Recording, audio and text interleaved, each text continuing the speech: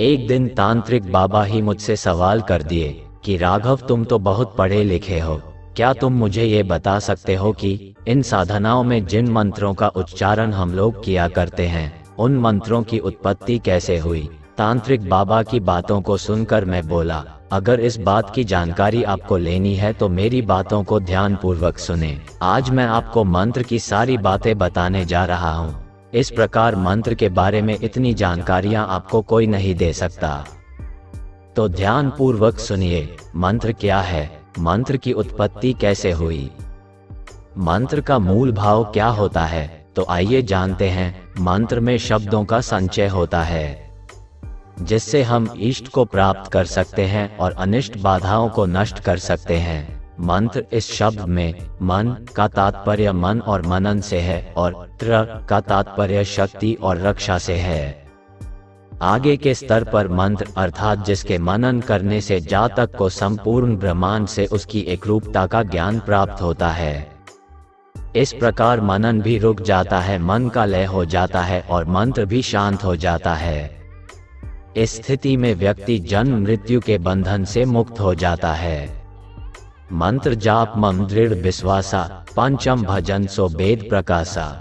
मंत्र परम लघु जासु बस विधि हरि हर सुर सर, महामत गजराज कहूँ बस कर इनको स्खर। इसके भावार्थ हैं, जिसके वश में ब्रह्मा विष्णु शिव और सभी देवता हैं। वह मंत्र अत्यंत छोटा होता है, महान मत वाले गजराज को छोटा सा अंकुश वश में कर लेता है।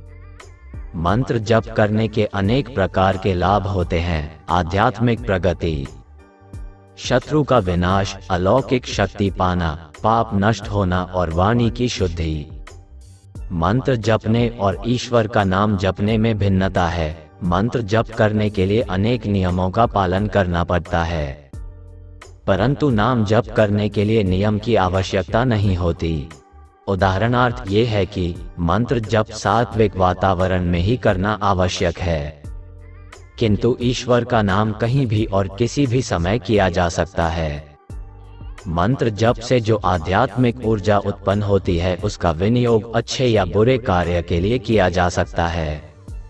यह एक धन कमाने मात्र का समान है, लेकिन धन का उपयोग किस प्रकार से करना है ये धन कमाने वाले व्यक्ति पर निर्भर करता है।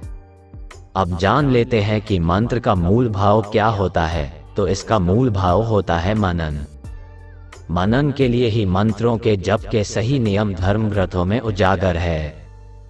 शास्त्रों के अनुसार मंत्रों का जप पूरी श्रद्धा और आस्था से करना चाहिए। साथ ही एकाग्रता और मन का संयम मंत्रों के जप के लिए बहुत आवश्यक है। माना जाता है कि इनके बिना मंत्रों की शक्ति कम हो जाती है और कामना पूर्ति या लक्ष्य प्राप्ति में उनका प्रभाव नहीं होता है। यहाँ मंत्र जप से संबंधित कुछ आवश्यक नियम बता रहे हैं। मंत्रों का पूर्ण लाभ प्राप्ति के लिए जप करते समय सही मुद्रा या आसन में बैठना भी बहुत आवश्यक है।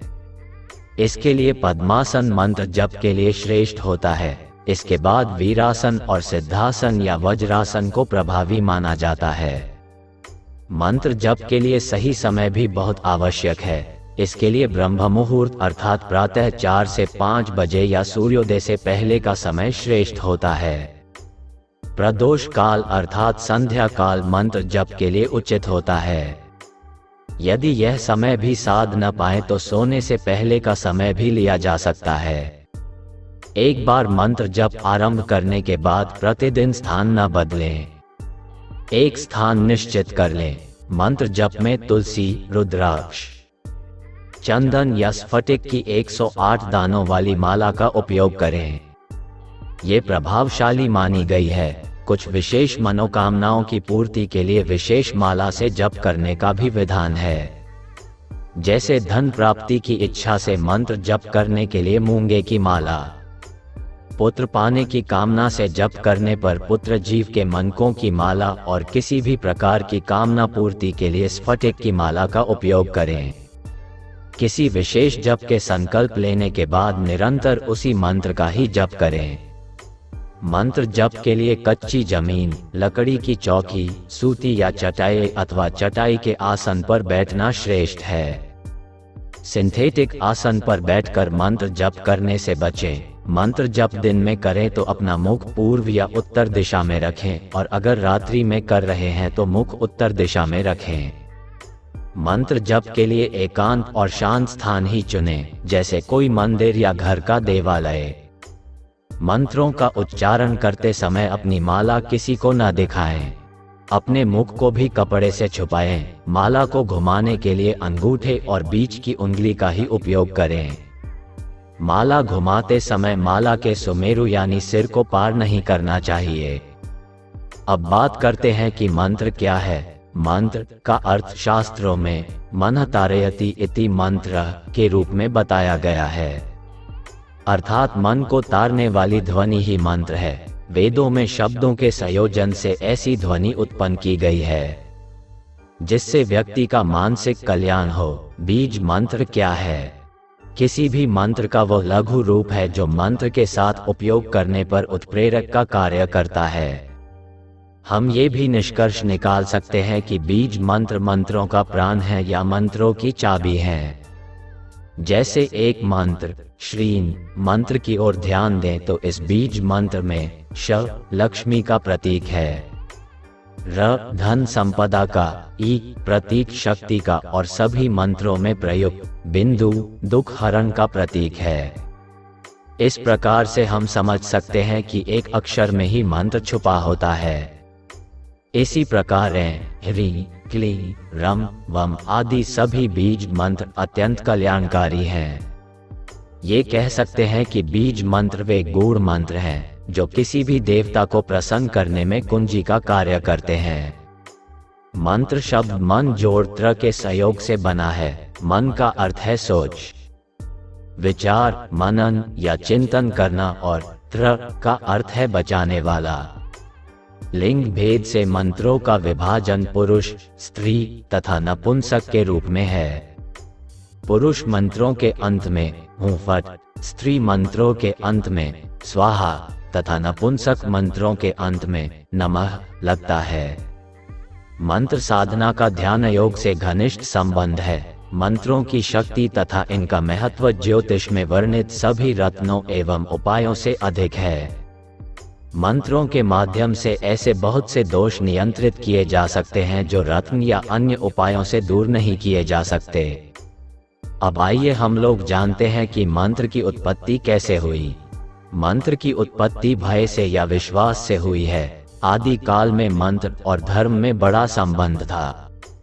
प्रार्थना को एक प्रकार का मंत्र माना जाता था। मनुष्य का ऐसा विश्वास था कि प्रार्थना के उच्चारण से कार्य सिद्धि हो सकती है। इसलिए बहुत से लोग प्रार्थना को मंत्र समझते थे। जब मनुष्य पर कोई आकस्मिक विपत्ति आती थी तो वह समझता था कि इसका कारण कोई अदृश्य शक्ति है। वृक्ष का टूट पड़ना, मकान का गिर जाना, आकस्मिक रोग हो जाना और अन्य ऐसी घटनाओं का कारण कोई भूत या पिशाच माना जाता था, और इसकी शांति के लिए मंत्र का प्रयोग किया जाता था। और मंत्रों द्वारा ही सभी के संकटों का निवारण होता था। इसलिए लोग समझते थे कि मंत्र सिद्ध हो गया। प्राचीन काल में वैद्य औषधि और मंत्र दोनों का साथ साथ प्रयोग करते थे। औषधि को अभिमंत्रित किया जाता था और विश्वास था कि ऐसा करने से वह अधिक प्रभावोत्पादक हो जाती है।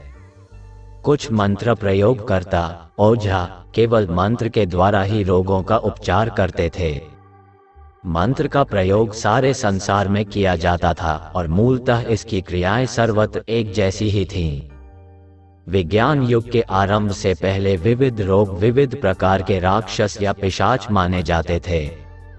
अतः पिशाचों का शमन, निवारण और उच्चाटन किया जाता था। मंत्र में प्रधानता तो शब्दों की ही थी, परंतु शब्दों के साथ क्रियाएं भी लगी हुई थी।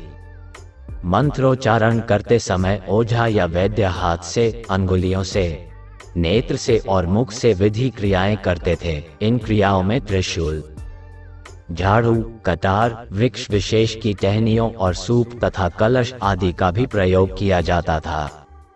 रोग की एक छोटी सी प्रतिमा बनाई जाती थी और उस पर प्रयोग होता था। इसी प्रकार शत्रु की प्रतिमा बनाई जाती थी और उस पर मारण, उच्चाटन आदि प्रयोग किए जाते थे।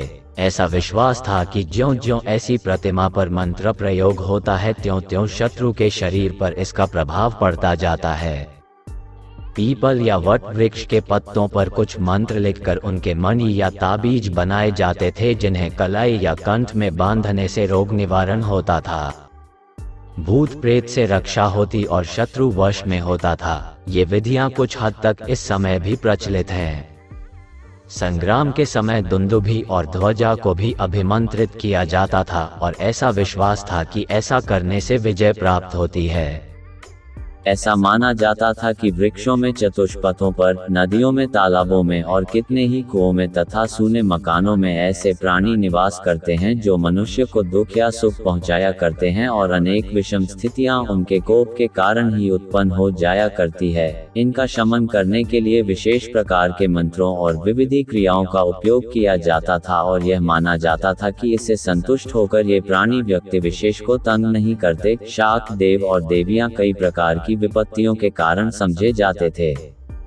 यह भी माना जाता था कि भूत, पिशाच और डाकिनी आदि का उच्चाटन शाक्त देवों के अनुग्रह से हो सकता है, इसलिए ऐसे देवों का मंत्रों के द्वारा आह्वान किया जाता था, इनकी बलि दी जाती थी और जागरण किए जाते थे। इस प्रकार हुई मंत्रों की उत्पत्ति। प्राचीन काल में जिस प्रकार मंत्र अपना प्रभाव दिखाने का कार्य करता था, उसी प्रकार आज भी मंत्र शक्ति का प्रयोग अत्यंत लाभकारी साबित होता है। तो ये थे मंत्र की कुछ जानकारियाँ।